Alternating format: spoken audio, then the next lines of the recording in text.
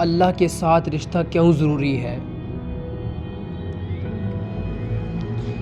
رشتے 3 طرح کے ہوتے ہیں: اللہ سے رشتہ، اپنے آپ سے رشتہ، دوسروں کے ساتھ رشتہ۔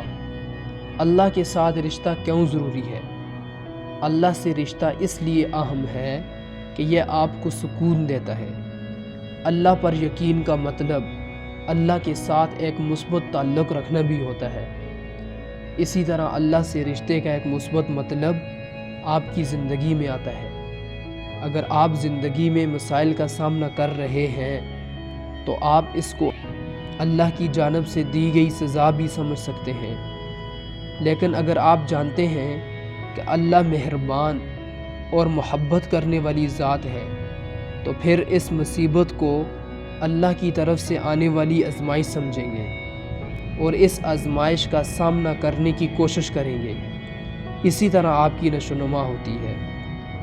جان بوبلے نے زندگی میں وابستگی کے بارے میں لکھا ہے کہ اگر ایک بچہ اپنی ماں یا ماں جیسی شخصیت کے ساتھ اچھا تعلق رکھتا ہے تو وہ کسی پریشانی کے دوران خود ہی چپ ہونے کی صلاحیت رکھتا ہے۔